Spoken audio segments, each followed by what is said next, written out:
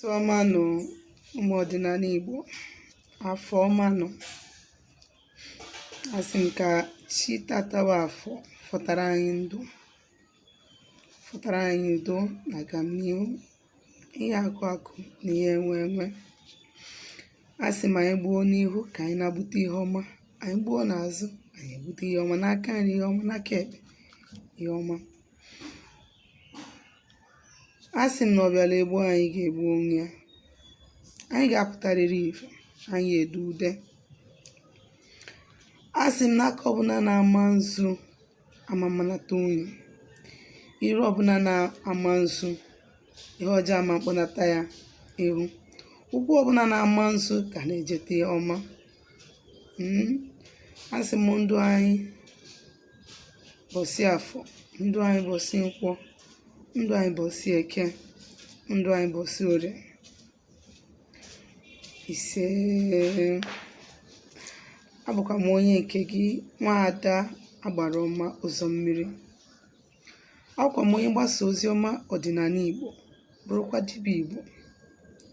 Anyị na-agba afa, na-agbasi afa ike, na-alụ ọrụ mmụọ dị iche iche, na-enyere ụmụ Igbo aka ịmara eziokwu gbasara ọdịnala, maka na ọdịnala bụ ụzọ ndụ, bụ ụzọ eziokwu. Onye ọbụla na-eme ọdịnala, isi na-acha ya awọ. Onye ọbụla na-eme ọdịnala na-adị ogologo ndụ. Onye ọbụla na-eme ọdịnala na-asọ nsọ ana, ọ na-asị ihe ana na-asọ. Onye ọbụla na-eme ọdịnala anaghị agwọ ọgwụ, anaghị enye nsi. Onye ọbụla na-eme ọdịnala bụ aka na-ama nzu ama edo, na-echekwa ndị iche ya na ezumezu mmụọ ya na ya so. Onye awa ọdịnala, ọ bụrụ ịgwọ ọgwụ, ọ bụrụ inye nsi, ọ bụrụ izu ori. Na-etufughị nnukwu oge, isiokwu ji maka ya bịa tata bụ akụzibuo na m ya, but ka chi na-efo ka anyị na-enwe more followers, of which anyị emego more than hundreds of videos here. One ka mmadụ ya ọchịwa owe ọchịcha. Nkụzi anyị kụzigoro ebe a pụrụ ibu. So mgbe ụfọdụ na-anachikwa azụ ọtụtụ ihe ndị anyị kụzigoro before, gbakonye okwu ụfọdụ ihe n'ime ya, so that ka ndị na-enebugoro ya nwee ike ghọtakwa ya ọfụma. Ndị na-enene ya for the first time ka ha nwere ike mee gịnị, na-efolo anyị na-eme, anyị na-akarị ha along. Enwego mbọsị nkụziri ka mmadụ si ekpe ire ọma nyelu mmụọ ọdịnala n'ala Igbo. Ekwuru m na-ekwukwazi si na bifo ikpewe ire ọma, na mbụ you have to ensure na ịgbaga afa, maka na afa bụ izizi. Maka ọ bụrụ na ị gbara afa, enwere ike ije na-ekpelu ndị mmiri ile ọma, ọ bụrụ na ndị ọgbanje enu ana ka ị na-edere ikpere ile ọma. Nwere ike ị na-eji ekpelu alụsị ikwu nne gị ile ọma, ọ bụrụ na alụsị be nna gị ka ị na-edere ikpere ile ọma. Enwere ike ị na-ekpelu ofu, ọ bụrụ na ha na-abụ ka ị na-edere ikpere ile ọma. Ịghọtago? Maka ọ dị ka arụ n'ahịa mmadụ, onye ahụ ajọsụ gaa na kemist ya weluba ọgwụ nwụba. Ihe ọ na-eme bụ tụmbọm. Enwere ike ije na kemist ma ọ na famasi kọchalụ ha ka o si eme gị, ajọs gas ya eweta ọgwụ nye gị. O nwere ike ihe na-ana eme gị agwọtịa, nwee ike agwọtarịa.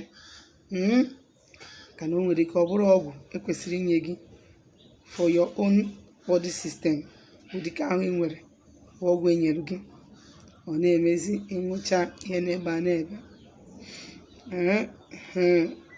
O nwere ike sef ihe a na-eme gị, ọ bụrụ mmụọ na-eme gị, ị na-eje aṅụrụ ya ọgwụ oyibo, ị marọ na o nwere ihe ị kwesịrị ịhazi. So ụtọ ahụ ka ọ dị na ọlụ anyị. Ọtụtụ ndị mmadụ na-eje ụlọ ọgwụ, enwere ike mee ha lab test, o nwere ihe afọ na-arụ ha, mana onye ahụ na-aya ọya, na-ayasi ike. If you have a medical issue, you have a spiritual issue. What somebody on a case here right now.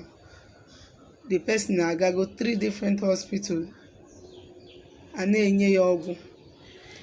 Obido from malaria, typhoid. And enye ya ọgwụ nke ahụ bịa n'afọ. Maybe an afọ. Enye bịa different kind of treatment, name test, as a liver problem, kidney problem. I lechakwo ekwukwu okwu ace. Mmuo na-eme dị ebube. Ndị ụlọ ọgwụ kwa na ace na-ayị onye ahụ. At the end of the day, onye a wee nọgide wee chọpụta na ihe abụrụzi ihe ọ ga-anọ n'ụlọ ọgwụ enye onwe ya nsogbu. Ọ chọwa spiritual help. At the end of the day, ọ bụ na call on the ya na so kọrọ ya. You feel that in this case, you first of all need to mezie ya na ndị ya na so good adị na mma. Iwe nyebezie ya helps ọlụwọla. And glory be to the gods. 3 days anyị goli ọgwụ and he's kicking well. So ya ka nje ekwu okwu mmadụ. First thing ị kwesịrị ime bụ iburu ụzọ ịgbagodo afa. Gbachazie afa. Wee malụ ihe dị n'ụzọ gị. Magoduru mmụọ ị ga-echukwa. Onwe ka ahụ ga-esi wee yaba gị. Ejena jeje na-ewesti ego gị n'ụlọ ọgwụ. Chụọ ya in a spiritual way. Mana ihe ga-emedo bebe na-ayọ ndị gị na ha so. As I am going, ya bụkwa na ndị aga m efu ka m ga-meet. Lead me to someone that will tell me the truth. Ọ dị ka nwere dibịa ihe eje na nke. Ihe ọbụla ọ ma na ọ ya emetara, ọ gwa gị na ọ ya emetara ya. Nke ọ ma na ọ ya emetọsị gị na ọ ya emeti ya. Onye abụọlụ. Ọ bụrụ ọcharacha gbute nke ọbụla na-enwe jack of all trades. Ịghọtago? So ịgbasi afa iwee malụ ma ọ bụ ịmalụ mmụọ na-anaghị ihe, malụ ma chi gị na-anaghị, ndị ichie ga na-anaghị, arụsị gị na ya sa na-anaghị, enwere mmụọ efere na ngwurube nna gị, ka o nwere alụ emere na ngwurube nna gị, enyere mmadụ wee gwube ọgwụ na be nna gị, emegburu nwaanyị na be nna gị, emegburu mmadụ na be nna gị. All those things contribute to some of the problems we are having today. Enwere mmụọ emere abandon. You get it? Ịchọpụtacha ihe kwesịrị ịma gbasara onwe gị, spiritual things you need to know about yourself. And when you are done with your findings, inezi anya n'ike ọfụọ like this, inwekwa ude gị imechi gị. Ina ike ọfụọ like this, inwekwa ude gị ime ndị ichie gị. Your hands are tied, my dear. N'ọnọdụ dị otu a, ị nidiri ikpe ire ọma ka o nyelu mmụọ gị na ha so. Ọ bụrụ naanị ndị mmiri bụ mmụọ ya na mmadụ so.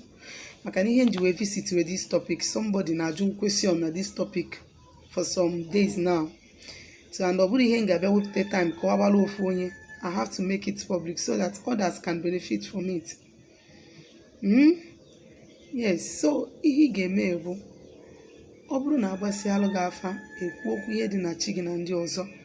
Ọ bụrụ na onye chi gị ka ị nwegodere ego ime, jisi ike kechie afọ gị. Mmadụ mgbe m bidoro ọrụ a, ana m eji my last card chụọ aja na-asị ha, if you people want me to starve, I will starve. I am so sincere to you people that even my last card, without leaving 1 naira in my hands, provided na mụ na unu dị na mma. Maka ama m na unu dị happy with me, everything I need will fall into place. I did it for so many times. Emere m ya mesie ya ike. Maka ndị na-abụghị jide ga na-akpị. Ọkanye, okay, njide 30,000 na kịta, m were half, ma m were nnekwu ya wee lụọ ọrụ a, how will I feed? Ị na-echela mmụọ. Iche na ọ bụ na ide ewepụ na ọzọ ya bata gị n'aka. Ijide nke ijide sie ya, ịgọ ya na ịchọ ka ọzọ bata gị n'aka. Pụta ijide na-ewepụ na-alụ ọrụ dị n'ụzọ gị ọzọ anabata. Mana ọ bụ na ị lere anya n'ime mmụọ n'eziokwu, ada atụrụ mmụọ asị, tụrụ mmụọ asị, imechaa ya onwe gị. Inecha anya na ijiro 1 naira. Mmụọ ma na ijiro. Mmụọ ma mgbe ị na-agwa ya eziokwu. Gbasie mbọ ike jee chọọ ọjị. Chọta akwa ọkụkọ Igbo. Chọtara nnu na mmanụ. Gbata change 15 naira. according to entities pụtara n'ụzọ gị na-eyi asetụlụ. Ọ bụrụ sọsọ chi gị pụtara ịma na ofu akwa, ofu ọjị, nnu na mmanụ na ofu 15 naira. Ọ bụrụ na ndị ichie so ya ịma na akwa ya adị ịbụọ, mmiri be nna gị soro ya akwa ya dị ịtọ, arụsị be nna gị soro ya akwa ya dị ịnọ, arụsị ikwu na gị soro ya akwa dị ise. And otu a ka ọjị na ego a ga-esi wee na-eme gị na-eme increase. Are you getting it? Mmụọ efe na ngwurube nna gị dị ya akwa ụta dị mmụọ ihe pụta n'ụzọ gị dị mmụọ number of eggs ị ga-eweta ga-adị na number of 15 naira na ọjị ihe weta ya adị. Of course ị nwere ike ime isi just nnu na mmanụ na one plate. It will serve for all purposes, for all of them, you understand? Ihe emebi pụta n'anyanwụ iwele akwa chi gị bụ izize, iwele akwa izi n'anyanwụ iwee kpọkuo chi gị si ya na ịdị sorry na ịgbakọtara ya azụ for a long time, mana o sita dịba mma na tata ịmatagoro na ya mabụ chi gị na-achọ ka gị na ya na-abụ na-erikọ na iji akwa wee na-eze ya iwe niile ọ na-ewelu gị ya banye na akwa bụ ihe dị ndụ iji wee na-eze ya iwe. Ya biko ya wetelu gị ego ka ibido lụwa ọrụ dị n'ụzọ gị, na ngwa ngwa o wetara gị ego na ihe alụ ọrụ dị n'ụzọ gị lụzuo ya alụzuo ka isi kwesị ịlụ ya. Na ị chọrọ ka ijije bie mmadụ ego, ị chọghị ijije zuo ori mana ya wetelu gị ego site n'ihe ọ bụla ị na-eme. Ya weta nwoke ga-afụ gị n'anya nyelu gị aka, nwaanyị ga-afụ gị n'anya nyelu gị aka. Ikwuche ya wee welu mmanụ na nnu mix together, ị na-afịa na akwa right round na-asị ya na nnu na mmanụ anara eziokwu na ụta ka gị na ha dị na ka gị na chi gị dị. Imebi ya mechaa ya n'anya nwa wute ọjị gị, i were 15 naira na ọjị na the egg gawa n'ụzọ gbara ịtọ ma ụzọ gbara ịnọ. Irute ebe a ịpịawa dị akwa, you drop the cola for them, don't break. Iwele aja gị wee desara ha ịtọ ọnụ na chiba azụ. Ị natakwa ime nke ndị ichie ụta ka ị ga-esote isi mee nke chi ka ị ga-esi wee mechazie mmụọ ndị ọzọ gị na ha so. Nke bụ eziokwu bụ na ime ya sincerely, with your heart open, with your mouth full of sincerity, o nwere ihe ga-eme that n'ụzọ gị ahụ emepere. And ihe ọzọ ị ga-eme bụ ụzọ gị ahụ mepe, don't see them to be a fool or foolish. A sịkwana na ịmagoro secret a ka ị rie ego ahụ na echi ka ime ọzọ ọgwụ onwe gị ka ị na-eme. Ọ bụrụkwa m imekwa ya like that tomorrow o nwere ike ime ya ọzọ ma ya wọkna. And ọ bụrụ na ọ wọkara efu na onye gị ọ chụrụ onwe ya n'ụgbọ asị na ụgbọ erughị ya aka. Maka na ọ bụrụ na o wetara gị ego ahụ iwee mee gịnị, iwee lụọ data ọla ahụ kwesịrị ịlụ, o mee gịnị, ọ na-emepere gị ụzọ, ọ na-eje na ayọzọ other entities ndị iji ụgwọ na-asị ya biko ụzọ a na-emepe gị na-alụ ọrụ gị. And nke ọbụla ị na-alụ, nke ọbụla ịlụ gị na ya dị na mma osolu gị na-emepere gị ụzọ. Before you know what is happening, you balance well. Not ime gịnị ịgwọ ọgwụ, not ime gịnị ime oke ite, maka na oke ite bụ ọgwụ agwọrọ agwọ. And ọgwụ ọbụla agwọrọ agwọ eji obi mmadụ ma o welu pati mmadụ wee lụọ ọgwụ ego ka ọ bụ. And ịrụsi anya ogbu mma na-esikwa na mma ana, ọgwụ egbe na-esi n'egbe ana. Chetakwana ka bụ m onye nke gị mmadụ agbara mma ụzọ mmiri. Abụkwa m onye mgbasa ozi ọdịnala Igbo, bụrụkwa dibịa Igbo si na anyị na-agbasi afọ ike na-alụ ọrụ mmụọ dị iche iche na-enyere ụmụ Igbo aka ime eziokwu gbasara ọdịnala, maka na ọdịnala bụ ụzọ ndụ bụrụ ụzọ eziokwu. Ya bụ ọ bụrụ na o nwere ihe nkụzi na-agbagwoju gị anya tata, ma ihe ndị na-akụzi na mbụ maọbụ ihe ọbụla gbasara ọdịnala Igbo, mana ịchọ ka agbalụ gị afa ma ọ lụọ ọrụ gị ọrụ mmụọ, biko deere anyị meseji na WhatsApp nọmba anyị na 07037311663. Ngwa ka emesịa anụ.